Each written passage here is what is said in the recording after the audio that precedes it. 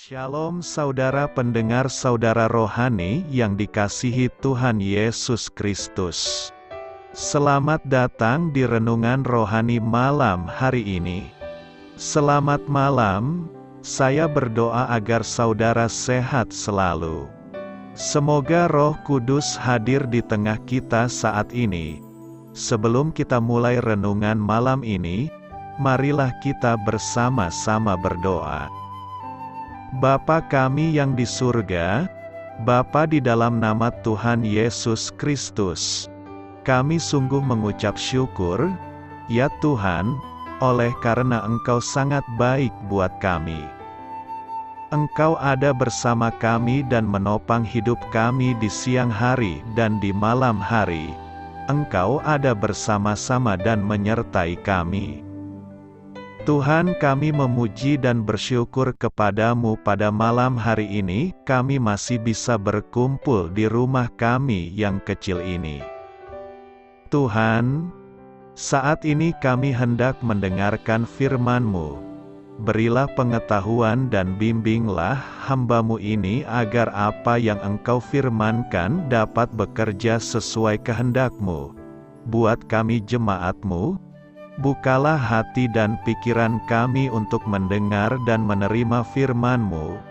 Kiranya firman-Mu ini dapat menjadi berkat bagi kami. Berbicaralah Tuhan, kami sudah siap menerima firman-Mu. Di dalam nama Tuhan Yesus Kristus kami berdoa dan mengucap syukur. Amin. Sahabat saudara rohani, pembacaan ayat emas Alkitab renungan kita malam hari ini. Nats pilihan kita adalah, hiduplah di dalam kasih, sebagaimana Kristus Yesus juga telah mengasihi kamu. Tertulis dalam kitab Efesus 5 ayat 2, kata kunci renungan pada malam ini adalah surat tanda kasih. Dan bacaan kita pada malam ini terambil dari kitab Efesus 4 ayat 25 sampai dengan Efesus 5 ayat 2. Karena itu buanglah dusta dan berkatalah benar seorang kepada yang lain, karena kita adalah sesama anggota. Apabila kamu menjadi marah, janganlah kamu berbuat dosa, janganlah matahari terbenam sebelum padam amarahmu, dan janganlah beri kesempatan kepada iblis.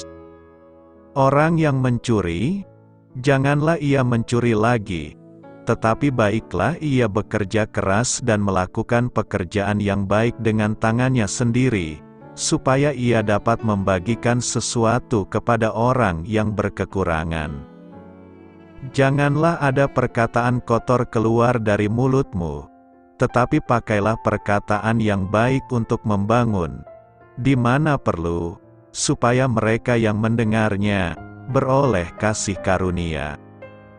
Dan janganlah kamu mendukakan Roh Kudus Allah, yang telah memeteraikan kamu menjelang hari penyelamatan.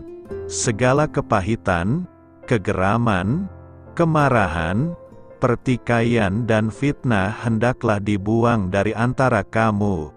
Demikian pula segala kejahatan. Tetapi hendaklah kamu ramah seorang terhadap yang lain, penuh kasih mesra dan saling mengampuni, sebagaimana Allah di dalam Kristus telah mengampuni kamu. Sebab itu jadilah penurut-penurut Allah, seperti anak-anak yang kekasih dan hiduplah di dalam kasih. Sebagaimana Kristus Yesus juga telah mengasihi kamu dan telah menyerahkan dirinya untuk kita sebagai persembahan dan korban yang harum bagi Allah. Terambil dari kitab Efesus 4 ayat 25 sampai dengan Efesus 5 ayat 2. Topik dari ayat emas renungan kita adalah kebaikan kecil sekalipun dapat membuahkan hasil yang besar. Mari kita mulai renungan malam kita. Untuk memulai hal baik, serahkanlah segala sesuatu hanya kepada Tuhan. Mari kita mulai segmen kisah inspiratif, Hidup dalam kasih berarti melakukan kebaikan-kebaikan kecil secara terus-menerus sehingga hidup kita menjadi lebih berarti dan lebih bermanfaat bagi orang lain. Sebuah cara praktis untuk mengungkapkan kasih kita sebenarnya hanya seharga perangko, kertas surat, tinta, dan sedikit perhatian. Kita semua pernah merasakan dorongan untuk menulis surat yang tanpa disadari dapat mencerahkan hidup orang lain. Surat itu dapat mengungkapkan penghargaan, kepedulian, atau pujian atas tugas yang berhasil dikerjakan seseorang. Namun seringkali surat tersebut tidak sempat ditulis sehingga perasaan-perasaan itu tidak terungkapkan. Kemudian kita meyakinkan diri bahwa kita tidak punya waktu untuk itu atau berdalih bahwa surat kita tidak akan ada artinya. Seorang pendeta muda terhibur dengan surat yang diterimanya dari seorang jemaat, yakni seorang arsitek yang sangat sibuk. Surat tersebut hanya berbunyi, "Khotbah Anda telah menggugah hati saya hari Minggu yang lalu, saat saya berada dalam kebimbangan dan terluka. Terima kasih atas khotbah Anda." Kata-kata tersebut telah menyentuh hati sang pendeta yang sedang putus asa dan sedih, dan menguatkannya untuk tetap meneruskan pelayanan. Padahal hanya dibutuhkan waktu kurang dari 5 menit untuk menuliskan surat tersebut.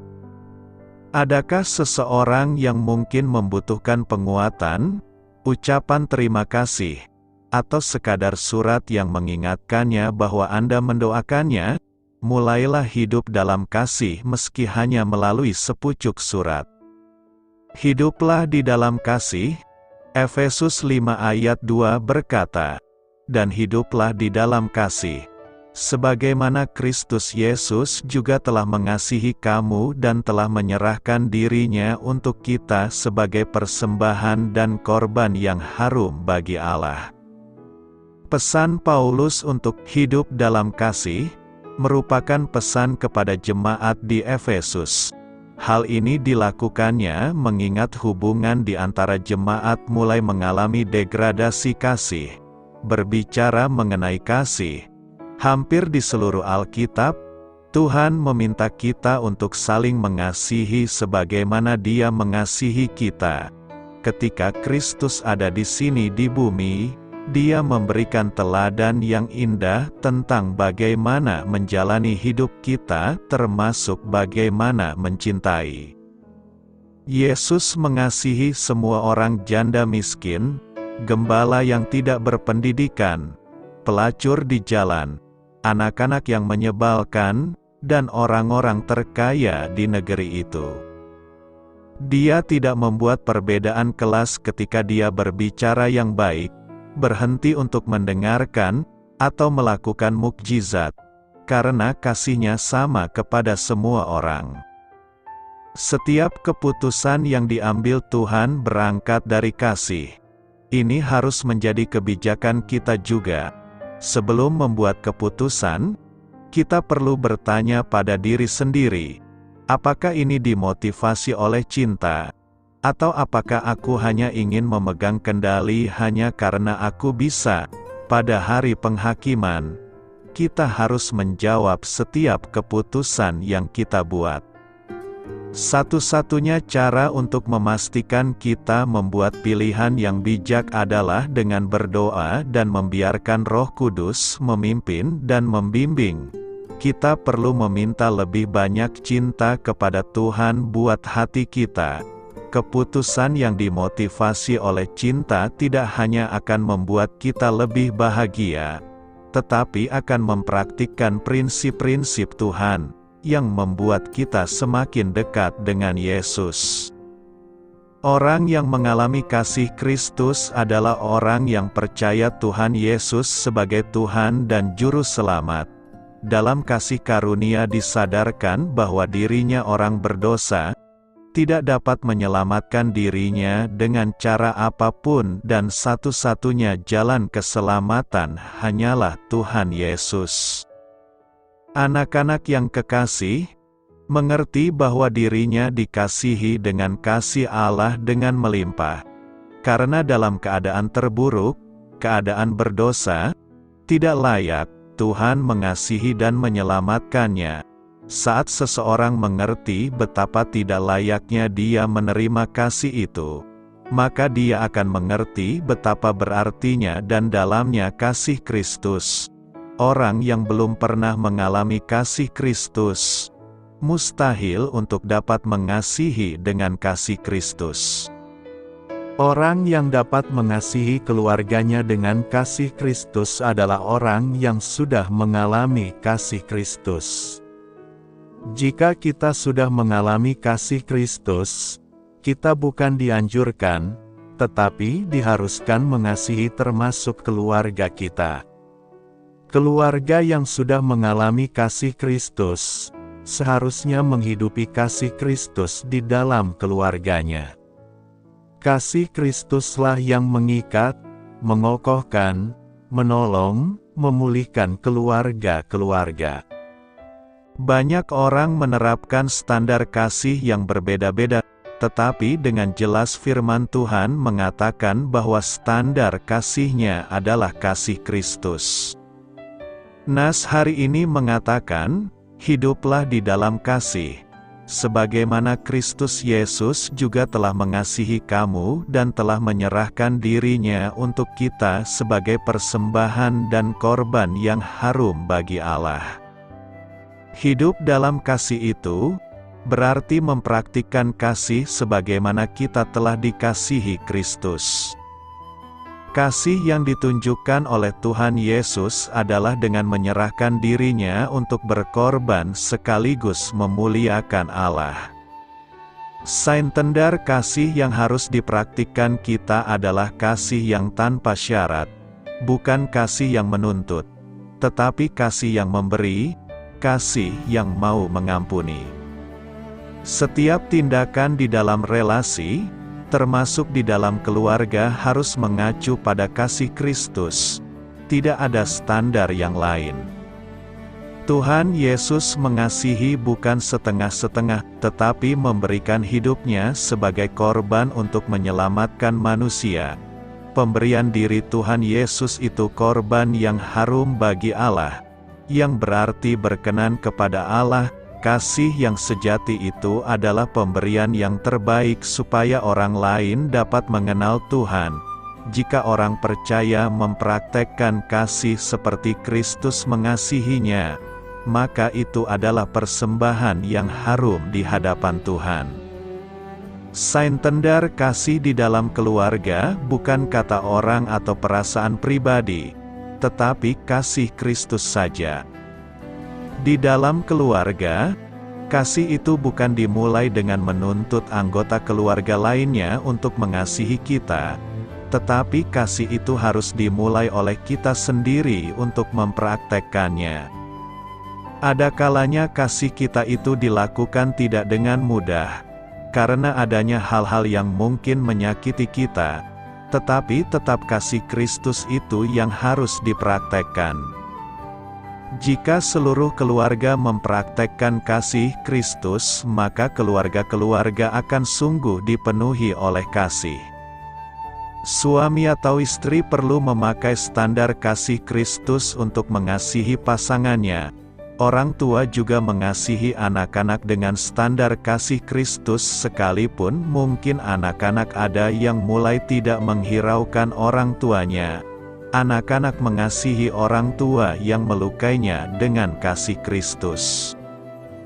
Jika keluarga rindu dipenuhi kasih Kristus, Anda harus mengalami kasih Kristus, percaya kepadanya, dan mengasihi seperti Kristus telah mengasihi kita. Karena itu, marilah mengasihi dengan menggunakan standar kasih Tuhan Yesus yang telah kita terima. Rendah hati. Efesus 5 ayat 21 berkata, "Dan rendahkanlah dirimu seorang kepada yang lain di dalam takut akan Kristus." Rendah hati adalah salah satu ciri orang Kristen. Merendahkan hati adalah urusan yang paling sulit bagi sebagian besar manusia ciptaan Tuhan, Mungkin sebagian dari kita pernah merasa kesal atau kurang nyaman ketika bertemu dengan seseorang yang sangat tinggi hatinya, cara bicaranya berlebihan atau merasa paling tahu segala hal. Padahal, pekerjaannya hanya sebagai tukang sapu atau istilah kerennya cleaning service.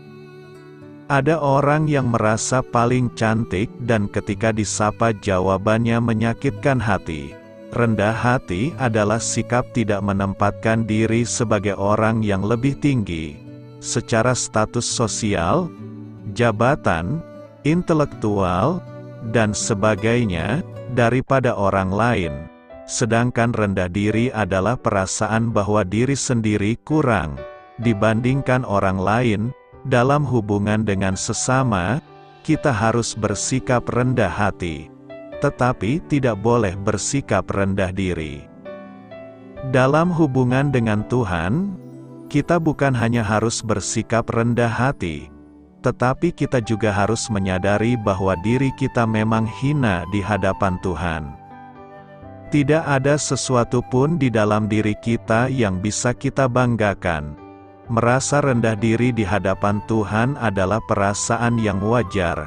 Akan tetapi, perasaan hina itu harus digabungkan dengan perasaan berharga karena kita yang hina ini dikasihi oleh Tuhan.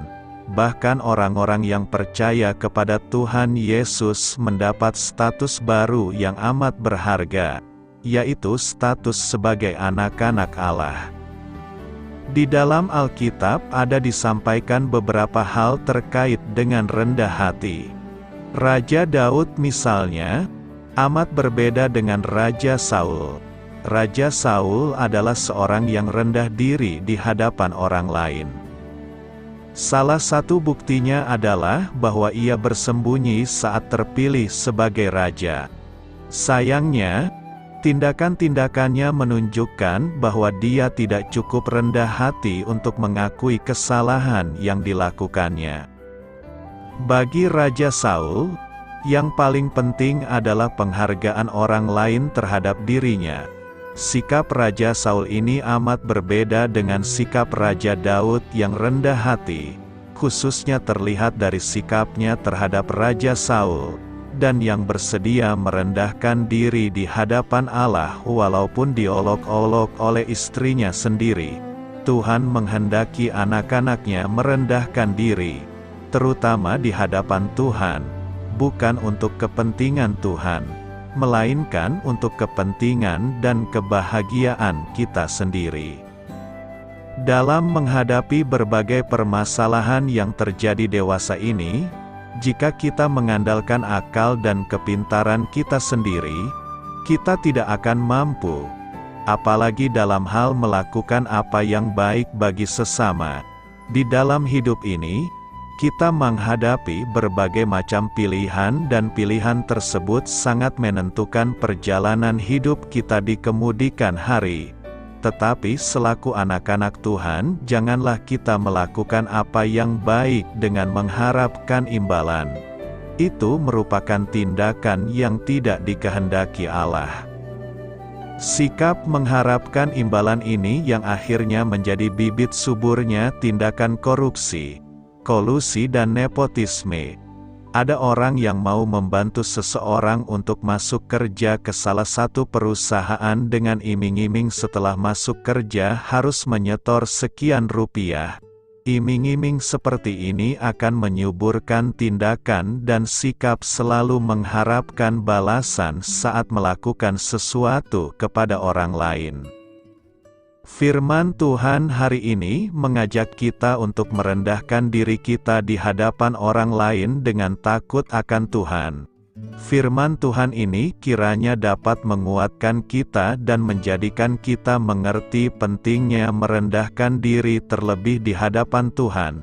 Banyak orang merasa gengsi untuk merendahkan diri kepada Tuhan, sebab mereka takut dikira rendah diri. Memang merasa rendah diri terhadap manusia menghambat kemajuan dalam segala bidang, tapi merendahkan diri terhadap Tuhan mendatangkan kemenangan. Bagi anak-anak Tuhan yang bisa merendahkan diri di hadirat Tuhan akan selalu mengakui bahwa keberhasilan hidupnya, keberhasilan pelayanannya, semuanya semata-mata karena anugerah Tuhan, dan tidak akan pernah berkata, "Kalau bukan karena aku."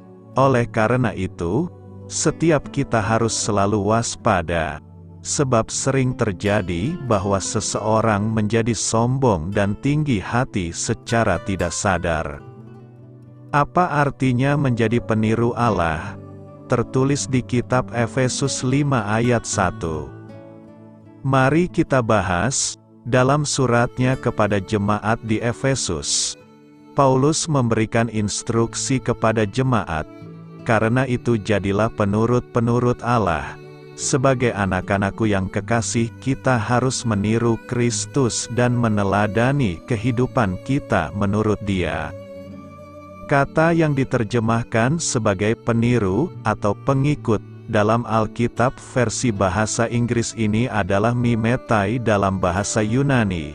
Akar kata mimik, kata ini memiliki konotasi positif, yaitu meniru pola yang ditetapkan oleh seorang mentor yang dikagumi, dan digunakan 7 kali dalam Perjanjian Baru untuk menganjurkan mengikuti atau meniru pemimpin gereja mula-mula tertentu, Kristus, dan, pada akhirnya, Tuhan. Seorang anak yang meniru orang tuanya adalah hal yang paling wajar di dunia. Begitulah cara anak-anak belajar segalanya, mulai dari menyikat gigi, menyimpan mainan, hingga memperlakukan orang lain dengan hormat. Anak kecil ingin tumbuh menjadi seperti orang tuanya, dan mereka seringkali berpura-pura menjadi orang tuanya, mencoba sepatu orang tuanya, mengenakan topi, dan lain-lain. Ini adalah bagian penting dari permainan masa kanak-kanak karena mereka meniru apa yang mereka lihat dalam diri mereka, orang tua. Ini adalah jenis mimikri yang disinggung Paulus dalam Efesus 5. Dalam Efesus 5 ayat 1-21, Paulus membahas perilaku apa yang pantas dan tidak patut ditiru oleh Tuhan dan pantas bagi anak-anak Tuhan. Sebab dahulu kamu adalah kegelapan, katanya, tetapi sekarang kamu adalah terang di dalam Tuhan. Hiduplah sebagai anak-anak terang. Ketika Paulus memerintahkan orang-orang percaya untuk menjadi peniru Allah, ia tidak menunjukkan bahwa ini berarti mereka harus bertindak seolah-olah mereka juga ilahi, maha tahu, atau memiliki kuasa seperti Allah. Sebaliknya, ia menetapkan, jadilah penurut-penurut Allah. Sebagai anak-anak yang terkasih, mungkin inilah sebabnya beberapa terjemahan menggunakan kata pengikut, untuk menekankan bahwa orang Kristen harus meniru Tuhan sedemikian rupa sehingga mengikuti teladannya. Anak-anak tercinta tidak berani menjadi orang tuanya. Namun, anak-anak mungkin terlihat meniru perilaku dan tindakan orang tuanya.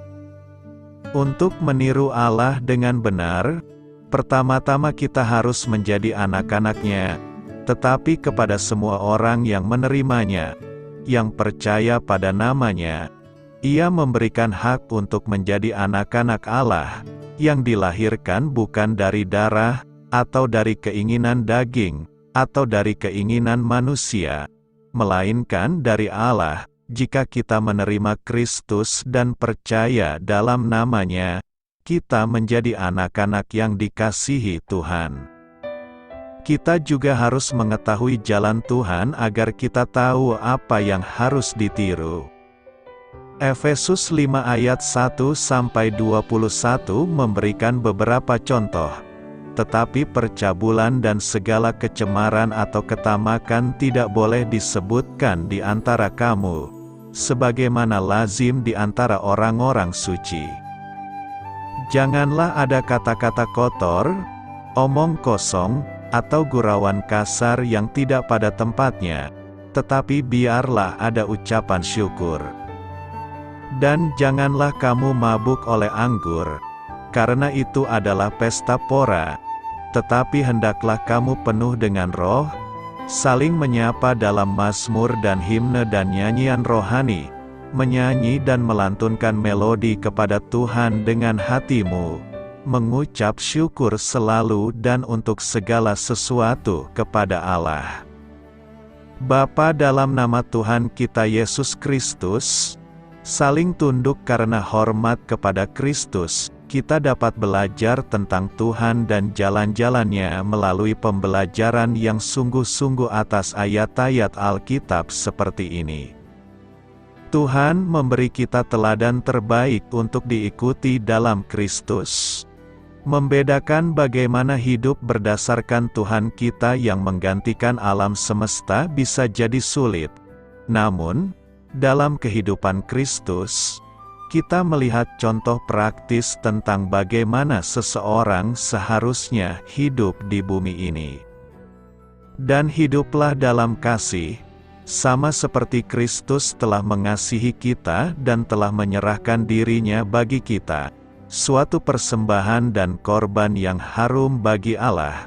Ketika kita memandang kepada Kristus, kita belajar bahwa kita harus berjalan dalam kasih, memberi dengan penuh pengorbanan kepada orang lain dan mempersembahkan diri kita sepenuhnya sebagai pengorbanan kepada Allah.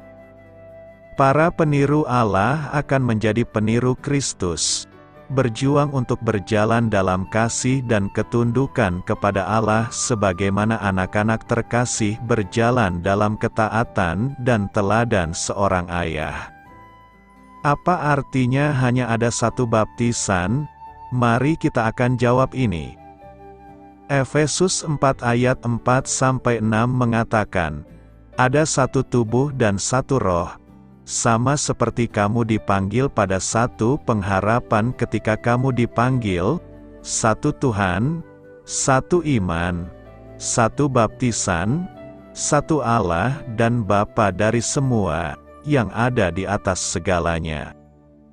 Dan melalui semua dan dalam semua, karena ada berbagai macam baptisan yang disebutkan dalam Perjanjian Baru, maka akan sedikit membingungkan ketika kita membaca tentang satu baptisan.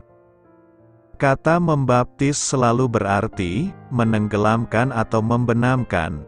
Jadi, ketika baptisan dibicarakan, hal ini melibatkan seseorang yang tenggelam sepenuhnya ke dalam sesuatu yang lain. Baptisan berarti menjadi sepenuhnya. Ini juga menyiratkan bahwa perubahan telah terjadi. Orang yang dibaptis adalah orang yang diubahkan. Secara umum, ada dua jenis baptisan yaitu, baptisan jasmani, atau air, dan baptisan rohani. Yang satu dilakukan di dalam air, yang lainnya dicapai dalam Roh Kudus. Baptisan air diperintahkan Yesus kepada semua pengikutnya. Kolose 2 ayat 12 mengatakan, kamu telah dikuburkan bersama-sama dengan Dia dalam baptisan, dan kamu juga dibangkitkan bersama-sama dengan Dia karena iman akan kuasa pekerjaan Allah, yang telah membangkitkan Dia dari antara orang mati. Dibaptis dengan air tidak menyelamatkan kita. Iman pada karya paripurna Kristus menyelamatkan kita. Namun baptisan air merupakan tanda lahiriah dari perubahan batin. Ini adalah gambaran menakjubkan tentang kematian, penguburan, dan kebangkitan Kristus. Dibenamkan ke dalam air melambangkan penyucian hati kita dan penghapusan dosa kita oleh darah Yesus. Melalui baptisan air, orang-orang percaya secara terbuka memberitakan kesaksian mereka bahwa mereka telah dilahirkan kembali oleh kasih karunia Allah.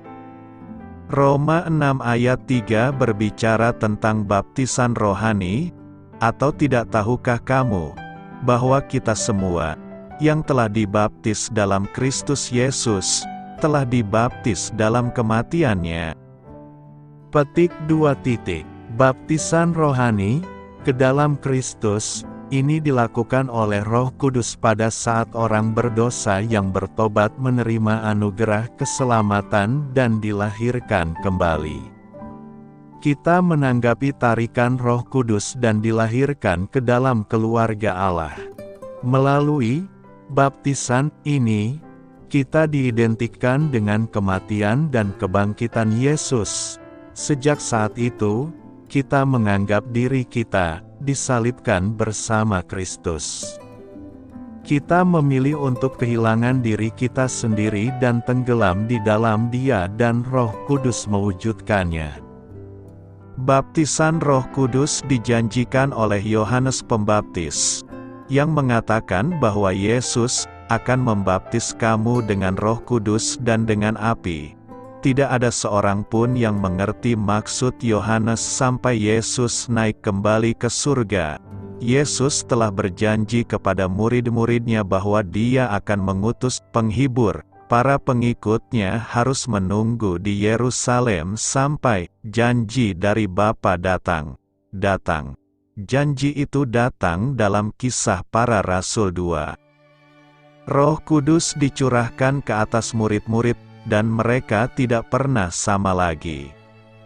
Mereka berani dalam kesaksian mereka, diberi kuasa untuk melakukan mukjizat, rela menanggung penganiayaan, dan semua orang kecuali satu orang mati sebagai martir. Gereja telah dimulai. Di sepanjang kitab Kisah Para Rasul, baptisan oleh Roh Kudus diulangi ketika orang-orang mulai mengenal Yesus, baik orang Yahudi maupun orang bukan Yahudi, dan berfungsi untuk menyatukan gereja sebagai orang Yahudi. Orang-orang percaya menyadari bahwa Roh Kudus juga dicurahkan kepada saudara-saudara mereka yang bukan Yahudi. Ada beberapa perbedaan pendapat di antara orang-orang percaya mengenai baptisan roh.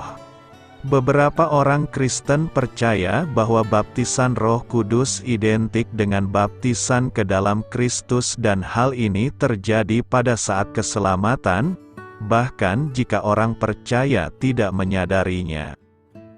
Umat Kristen lainnya percaya bahwa baptisan Roh Kudus harus disamakan dengan kepenuhan roh dan hal ini seringkali terjadi setelah keselamatan, mungkin bertahun-tahun kemudian saat orang percaya membuka dirinya terhadap kendali roh. Beberapa orang percaya bahwa baptisan roh selalu disertai dengan tanda-tanda, seperti berbahasa roh, dan yang lain percaya bahwa tanda-tanda seperti itu tidak diperlukan.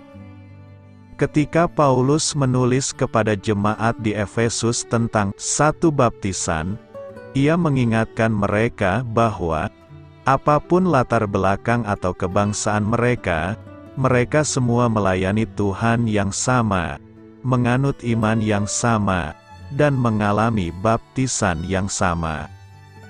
Yang dia maksud mungkin adalah baptisan air, yaitu semua orang percaya mempunyai kesaksian keselamatan yang sama dan telah dibaptis dalam nama Bapa, Anak, dan Roh Kudus.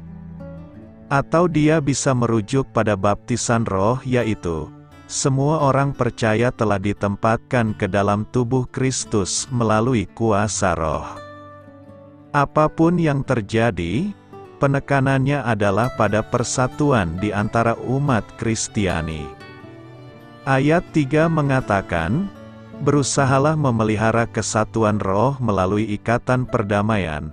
Roh Kudus bekerja untuk mempersatukan orang-orang percaya dan memberikan jaminan bahwa mereka adalah anak-anak Allah, dengan mengingatkan gereja bahwa mereka semua memiliki kesaksian yang sama dan bahwa mereka semua mengambil bagian dalam Roh Kudus yang sama. Paulus mendorong mereka untuk bekerja sama demi Kristus sehingga pesan penebusan akan terus menyebar ke seluruh dunia. Apa yang Alkitab nyatakan mengenai kemarahan? Mari kita jawab. Menangani kemarahan merupakan topik yang penting. konselor Kristen melaporkan bahwa 50% dari orang-orang yang datang untuk melakukan konseling memiliki masalah yang berhubungan dengan kemarahan.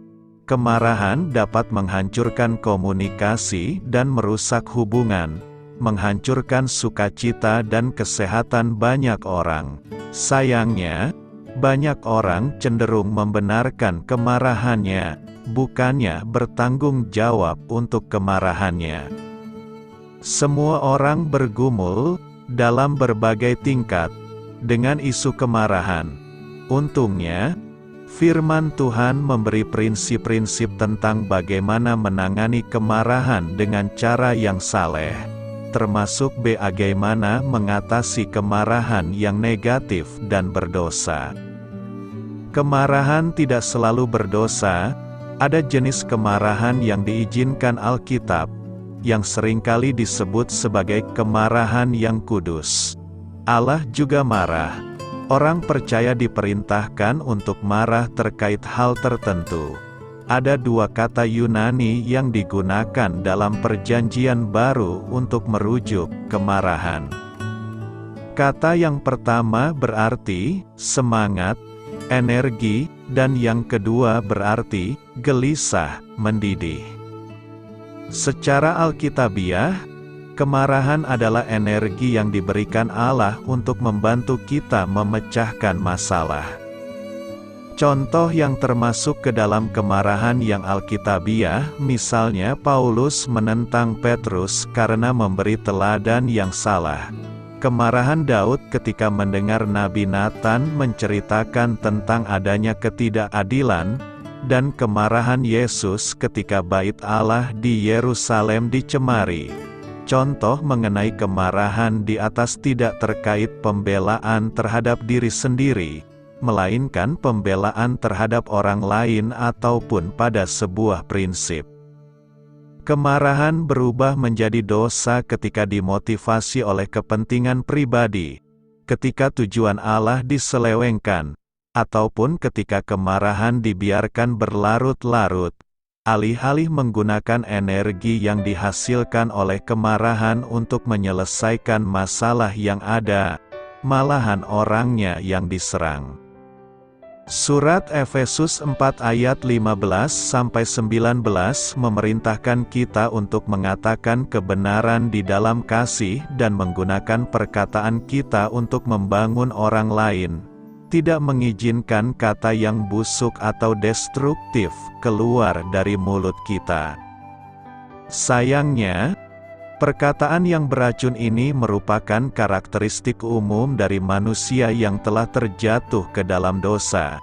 Kemarahan menjadi dosa ketika diizinkan untuk mendidih tanpa terkendali, sehingga menghasilkan situasi di mana banyak orang akan terluka. Seringkali menghancurkan di kemudian hari, seringkali juga menghasilkan konsekuensi yang tidak dapat diperbaiki lagi. Kemarahan juga menjadi dosa ketika orang yang marah itu menolak untuk ditenangkan, menyimpan dendam, ataupun menyimpan semuanya di dalam hatinya. Hal ini dapat menyebabkan depresi dan mudah tersinggung atas hal-hal kecil, seringkali bahkan mengenai hal-hal yang tidak terkait dengan masalah utamanya. Kita dapat menangani kemarahan secara alkitabiah dengan menyadari dan mengakui kemarahan kita yang egois sebagai dosa dan tahu bahwa kita telah salah menangani kemarahan. Kita harus mengakui hal ini kepada Allah dan kepada mereka yang tersakiti oleh kemarahan kita. Kita sebaiknya tidak berupaya mengurangi dosa kita dengan membenarkan kemarahan kita atau menyalahkan orang lain. Kita dapat menangani kemarahan secara alkitabiah dengan memandang hanya kepada Allah saja ketika sedang menghadapi pencobaan. Hal ini sangat penting, terutama ketika seseorang telah melakukan sesuatu yang menyinggung perasaan kita. Yakobus 1 ayat 2-4, Roma 8 ayat 28-29, dan Kejadian 50 ayat 20 menunjukkan fakta bahwa Allah berdaulat dan memiliki kendali penuh atas setiap keadaan dan orang-orang yang masuk ke dalam kehidupan kita. Tidak ada satu hal pun yang terjadi kepada kita yang tidak diizinkan atau tidak disebabkan oleh Allah. Seperti yang diutarakan oleh ayat-ayat tersebut di atas, Allah adalah Allah yang baik yang mengizinkan semua hal yang terjadi dalam hidup kita untuk kebaikan kita sendiri dan kebaikan orang lain. Bercerminlah pada kebenaran ini sampai kebenaran ini berdiam di hati kita dan mengubah bagaimana cara kita bereaksi terhadap orang-orang yang menyakiti kita. Kita dapat menangani kemarahan secara alkitabiah dengan memberikan tempat untuk murka Allah. Hal ini sangat penting, terutama yang terkait ketidakadilan, ketika orang-orang jahat menganiaya orang-orang tidak bersalah. Kitab Kejadian 50 ayat 19 dan surat Roma 12 ayat 19 memerintahkan kita untuk tidak menggantikan peran Allah. Allah adalah benar dan adil. Kita dapat percaya sepenuhnya kepadanya, yang mengetahui segala sesuatu dan melihat segala sesuatu, untuk bertindak dengan adil. Kita dapat menangani kemarahan secara alkitabiah dengan mengalahkan kejahatan dengan kebaikan. Ini adalah kunci untuk mengubah kemarahan kita menjadi kasih. Ketika tindakan mengalir dari hati kita, demikian pula hati kita dapat diubahkan oleh tindakan kita. Artinya, kita dapat mengubah perasaan kita terhadap orang lain dengan mengubah pilihan kita dalam bertindak terhadap orang itu. Kita dapat menangani kemarahan secara alkitabiah dengan berkomunikasi untuk memecahkan masalah. Ada 4 aturan dasar dalam berkomunikasi yang disebutkan di surat Efesus 4 ayat 15 dan Efesus 25-32. 1. Jujurlah dan utarakanlah.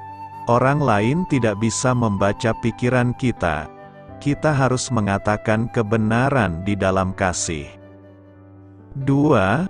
Sekecil apapun masalah yang muncul, selesaikan saat itu juga. Jangan membiarkan apa yang mengganggu kita terus menumpuk sampai kita kehilangan kendali. Hadapi dan kemukakan apa yang mengganggu kita sebelum menjadi besar. 3. Serang masalahnya, bukan orangnya. Sejalan dengan hal ini, kita harus mengingat pentingnya menjaga volume suara agar tetap lemah lembut. 4. Bertindaklah, bukan bereaksi. Karena natur dosa, dorongan pertama kita biasanya adalah melakukan hal berdosa. Kita bisa menghitung sampai 10 dengan memikirkan cara-cara yang saleh untuk merespon. Kita harus mengingatkan diri kita sendiri bagaimana jika kemarahan yang digunakan untuk memecahkan masalah itu pada akhirnya akan menimbulkan masalah yang lebih besar. Akhirnya, kita harus melakukan bagian kita masing-masing untuk memecahkan masalah tersebut. Kita tidak bisa mengontrol bagaimana cara orang lain bertindak atau merespons, tapi kita bisa mengubah apa yang menjadi bagian kita. Mengatasi sifat pemarah tidak bisa dilakukan dalam semalam, tapi melalui doa, pendalaman Alkitab, dan keinginan bergantung sepenuhnya pada kuasa Roh Kudus, amarah yang membabi buta bisa diatasi. Sama seperti kita mengizinkan kemarahan berakar dalam kehidupan kita karena terbiasa melakukannya, kita juga harus berlatih untuk memberikan respon yang benar hingga akhirnya menjadi sebuah kebiasaan baru. Marah yang benar. Efesus 4 ayat 26 sampai dengan ayat 27 berkata, apabila kamu menjadi marah, janganlah kamu berbuat dosa, janganlah matahari terbenam, sebelum padam amarahmu, dan janganlah beri kesempatan kepada iblis. Marah itu manusiawi, tetapi kemarahan yang berakibat dosa itu dilarang. Kemarahan adalah reaksi terhadap peristiwa-peristiwa yang menyakitkan atau yang tidak sesuai dengan harapannya, misalnya dikecewakan, dikhianati, tidak mendapatkan apa yang kita inginkan, diperlakukan dengan tidak sepantasnya, rasa tidak puas, disakiti, dan sebagainya. Setiap orang tidak dapat menghindari kemarahan, sebab pengalaman yang menyakitkan itu tidak dapat dihindari oleh siapapun. Cepat atau lambat, semua orang akan menghadapi pengalaman menyakitkan dan terdorong untuk marah. Nas hari ini berbicara tentang ciri atau pelaku yang harus tampak dalam diri seseorang yang telah menjadi manusia baru di dalam Tuhan. Salah satu cirinya, kata Paulus, ialah, apabila kamu menjadi marah, janganlah berbuat dosa, janganlah matahari terbenam sebelum padam amarahmu. Artinya, kalau sudah ikut Tuhan tidak boleh marah yang berakibat dosa. Kita boleh marah, tetapi marah yang benar yang membawa berkat. Efesus 4 ayat 26 tidak melarang kita untuk menunjukkan atau memperlihatkan kemarahan. Perhatikan apa yang dikatakan Paulus, apabila kamu menjadi marah, janganlah kamu berbuat dosa. Jadi marah boleh saja, yang menjadi masalah bukan marahnya itu sendiri, tetapi bagaimana ekspresi atau cara mengungkapkan dan motivasi kemarahan itu sendiri yang perlu diperhatikan. Apa yang mendasari kemarahan kita dan cara kita mengungkapkan kemarahan itulah yang menentukan apakah kita berbuat dosa atau tidak. Ada jenis kemarahan yang perlu diungkapkan agar dunia ini menjadi lebih baik, yaitu kemarahan yang didasarkan karena kita mengasihi dan bertujuan untuk mendidik. Misalnya guru yang memarahi murid yang malas belajar, kemarahan seorang ibu terhadap yang nakal luar biasa dan lain sebagainya. Tuhan Yesus sendiri pernah marah terhadap orang Farisi dan ahli Taurat yang berpikir munafik, iri dan dengki terhadap orang lain. Meskipun demikian, dalam mengungkapkan kemarahan itu harus disampaikan dengan hati-hati, karena hati manusia sangat sensitif. Kemarahan yang tidak diinginkan oleh firman Tuhan adalah kemarahan yang didasarkan kepada dengki, kebencian, iri, kemarahan yang diungkapkan tanpa kendali serta kemarahan yang terus-menerus dipendam dalam hati. Kemarahan yang tidak terkendali harus dihindari bahkan dibuang jauh-jauh. Seseorang akan menanggung banyak kerugian apabila ia tidak dapat mengendalikan amarahnya. Membawa akibat buruk bagi kesehatan secara fisik, karena menguras energi dan merusak organ-organ tubuh, misalnya, penyakit darah tinggi, jantung, stres yang berkepanjangan dan susah tidur. Berakibat buruk dalam pergaulan, orang yang cepat marah cenderung menyendiri. Dan sebaliknya, siapa yang mau bergaul dengan orang yang pemarah? Kalau seseorang tidak mempunyai teman dekat dalam hidupnya, mana mungkin ia dapat merasakan kebahagiaan? Menghilangkan kesempatan untuk memberikan kesaksian yang hidup, dalam keadaan marah yang tidak terkendali tidak mungkin bagi kita untuk memuliakan Allah dan menjadi berkat. Memberi ruang bagi iblis untuk menguasai orang yang marah-marah untuk melakukan perbuatan yang jahat. Oleh sebab itu, jika timbul perselisihan atau pertikaian jangan dibiarkan berlarut-larut, tapi segera diselesaikan dengan tuntas, sebab semakin lama dibiarkan akan semakin pahit jadinya.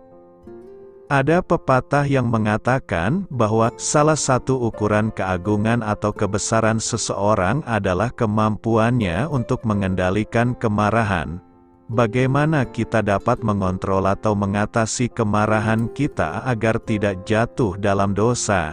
Ada beberapa cara yang umum dipergunakan, yaitu berdoa meminta Tuhan memampukan kita mengendalikan diri agar tidak jatuh dalam dosa pada saat kita marah. Berdoa akan memampukan kita untuk tenang sejenak, mendinginkan hati dan kepala agar bertindak dengan cermat. Tetap menguasai diri. Jangan sampai kita dikuasai oleh emosi kita. Berpikir dahulu sebelum bertindak. Seperti yang tertulis dalam Yakobus 1 ayat 19-20. Hai saudara-saudara, setiap orang hendaklah cepat untuk mendengar, tetapi lambat untuk marah, sebab amarah manusia tidak mengerjakan kebenaran di hadapan Allah. Hindari kata-kata kasar, tetapi gunakanlah kata-kata yang lembut dalam menyelesaikan masalah. Perkataan lemah lembut lebih mudah untuk didengar. Jawaban yang lemah lembut meredakan kegeraman, tetapi perkataan yang pedas membangkitkan marah. Menunda kemarahan dengan berdiam diri.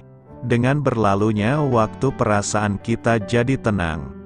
Pada saat itu kita dapat mengungkapkan kemarahan kita dengan kata-kata yang lebih halus atau mungkin mengurungkan niat untuk marah. Marah boleh saja, marah tidak dosa. Tetapi yang perlu diingat ialah jangan kita terus-menerus memendam kemarahan kita. Dan biarlah kita tetap dapat menguasai diri pada saat kita marah, sehingga tidak jatuh dalam dosa yang tidak kita inginkan. Karena itu kelolalah kemarahanmu untuk kebaikan. Jangan mendukakan Roh Kudus. Efesus 4 ayat 30 berkata, dan janganlah kamu mendukakan Roh Kudus Allah, yang telah memeteraikan kamu menjelang hari penyelamatan. Mendukakan Roh Kudus adalah salah satu dosa yang diperingatkan keras di dalam Alkitab. Dalam suratnya kepada jemaat di Efesus, Rasul Paulus mengingatkan agar kita tidak lagi mendukakan Roh Kudus. Mendukakan dapat berarti membuat sedih, mempermalukan dan juga menghina. Namun Alkitab menyatakan, siapa yang ada di dalam Kristus, ia adalah ciptaan baru, yang lama sudah berlalu, sesungguhnya yang baru sudah datang. Maka, kukatakan dan kutegaskan ini kepadamu di dalam Tuhan, jangan hidup lagi sama seperti orang-orang yang tidak mengenal Allah dengan pikirannya yang sia-sia. Jadi kita harus benar-benar mengenakan manusia baru, dengan menanggalkan segala perbuatan dan karakter lama kita yang tidak berkenan kepada Tuhan. Melakukan hal-hal yang bertentangan dengan firman Tuhan, selain memadamkan roh, juga merupakan tindakan mendukakan Roh Kudus. Itu sama artinya kita sedang menghalangi dan menghentikan pekerjaan Roh Kudus sehingga ia tidak dapat berfungsi sebagaimana mestinya. Dalam Efesus 1 ayat 13 dikatakan, ketika kamu percaya, dimeteraikan dengan Roh Kudus, yang dijanjikannya itu. Meterai dari Roh Kudus menempatkan kita pada posisi yang aman karena kita berada di pihak Tuhan dan Tuhan ada di pihak kita. Tuhan di pihakku. Aku tidak akan takut. Apakah yang dapat dilakukan manusia terhadap aku? Tuhan menjadi perlindungan, naungan dan pembela kita. Namun apabila Roh Kudus kita dukakan, kita akan kehilangan meterai dari Roh Kudus. Akibatnya, kita tidak lagi mengalami penyertaan dan perlindungannya secara sempurna. Sebenarnya Roh Kudus tidak meninggalkan kita, walaupun kita sering mengecewakan Dia. Hanya, Ia tidak dapat memenuhi kita, tidak dapat memberi kita kekuatan, dan tidak dapat memakai kita jika kita mengabaikan kehidupan rohani kita. Artinya, Roh Kudus tak bisa bekerja di tengah perbuatan-perbuatan kita yang mendukakannya. Hal inilah yang dinasihatkan oleh Rasul Paulus, janganlah mendukakan Roh Kudus dengan cara hidup kita. Lalu perbuatan apa saja yang membuat Roh Kudus berduka cita? Dalam bacaan Alkitab hari ini dijelaskan bahwa kita dapat mendukakan Roh Kudus dengan bertindak seperti orang yang belum percaya, dengan pikiran yang sia-sia, jauh dari persekutuan dengan Tuhan, dengan kedegilan hati, menyerah kepada natur dosa, dengan perkataan dusta, dengan kemarahan yang tak dibereskan, dan dengan percabulan. Kita harus memandang serius gaya hidup kita sebagai orang percaya, karena sikap mendukakan Roh Kudus akan memadamkan rohnya untuk bekerja, sehingga kita tak akan memiliki kekuatan melawan natur dosa tersebut. Pada akhirnya, akan mengakibatkan penolakan kepada Roh Kudus itu sendiri, dan berujung pada tindakan yang tak dapat diampuni, yaitu menghujat Roh Kudus atau menghina Roh kasih karunia, seperti yang disampaikan Saint Vanus. Sikap keras kepala berhubungan dengan sikap menentang Roh Kudus. Sungguh tragis jika Roh Kudus yang telah dikaruniakan untuk menolong kita abaikan. Hendaknya pemahaman bahwa kita dapat mendukakan Roh Kudus itu dengan perbuatan-perbuatan dosa, mendorong kita untuk tidak hidup di dalam dosa, dan kita mengizinkan Roh-Nya bekerja secara leluasa di hati kita sebagai bait-Nya, yang akan menghasilkan buah Roh di dalam kehidupan kita. Karena itu, janganlah hidup kita mendukakan Roh Kudus supaya hidup kita diberkati Tuhan. Beritakanlah Injil kepada segala makhluk, hormatilah semua orang. Selamat beristirahat malam dalam kasih setia Tuhan. Doa saya menyertai saudara sekalian, mari bertumbuh dalam iman bersama saudara rohani. Saya memberkati Anda agar sewaktu Anda mencarinya dari Dia, Bapa Surgawi Anda akan memberikan bagi Anda roti harian Anda. Dalam nama Yesus Kristus, Tuhan yang berkuasa atas alam semesta dan menuntun kita kepada iman yang menyelamatkan, Tuhan Yesus menyertai senantiasa. Terima kasih sudah berkenan mendengarkan renungan malam saudara rohani. Tuhan memberkati. Amin.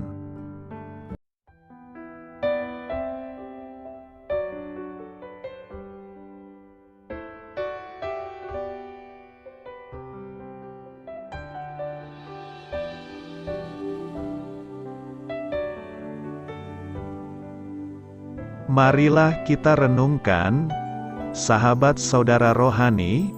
Demikianlah renungan firman Tuhan malam hari ini. Semoga menjadi berkat di dalam hidup kita dan menjadikan kita pribadi yang lebih baik. Sebelum kita beristirahat pada malam hari ini, marilah kita berdoa.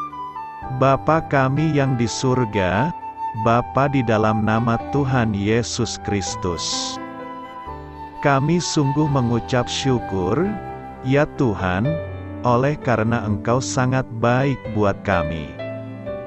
Engkau ada bersama kami dan menopang hidup kami di siang hari dan di malam hari. Engkau ada bersama-sama dan menyertai kami, ya Tuhan Yesus. Kami mengucap syukur untuk firman-Mu, ya Tuhan, yang memberikan kami kekuatan dan menyadarkan kami bahwa kami tidak perlu takut dengan gelap dan malam. Sebab Tuhan, Engkau ada bersama kami. Engkau melindungi kami dan menjadi perisai bagi kami hamba-Mu berdoa saat ini.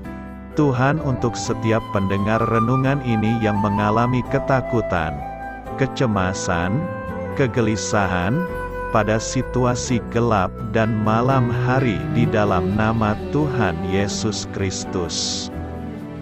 Kuasa Tuhan melepaskan mereka dari segala ikatan roh-roh ketakutan yang mengikat mereka saat ini. Tuhan melepaskan setiap anak-anak-Mu dari segala rasa takut dan kecemasan. Di dalam nama Tuhan Yesus segala kuasa-kuasa roh jahat, kuasa setan iblis yang mengganggu anak-anak-Mu, ya Tuhan, tolong hancurkan dan halaukan dengan kuasa-Mu. Dalam nama Tuhan Yesus Kristus, berkati setiap kami anak-anak-Mu, ya Tuhan, dan lindungilah kami aman di dalam Engkau. Ya Tuhan, penuhilah setiap hati kami dengan keberanian, damai sejahtera, dan sukacita serta ketenangan yang dari Tuhan. Berkati kami di malam hari ini, saat kami tidur dan beristirahat. Kuasa-Mu, ya Tuhan, menaungi setiap kami, memberkati dan melindungi kami. Bangunkanlah kami kembali besok pagi dengan kekuatan yang baru, tubuh yang sehat diberkati Tuhan, dan berkat-berkat yang baru Tuhan sediakan bagi kami. Terima kasih, ya Tuhan, kami sungguh mengucap syukur untuk firman-Mu yang menguatkan kami. Dalam nama Tuhan Yesus Kristus Juru Selamat kami, Bapa kami yang baik, kami mengucap syukur dan berdoa haleluya. Amin. Biarlah firman Tuhan menjadi pengingat untuk kita semua, bahwa tuntunan dari Roh Kudus akan selalu memberi jalan keluar bagi setiap permasalahan hidup kita, dan memberi kedamaian di hati kita. Amin. Sampai jumpa di renungan malam saudara rohani berikutnya.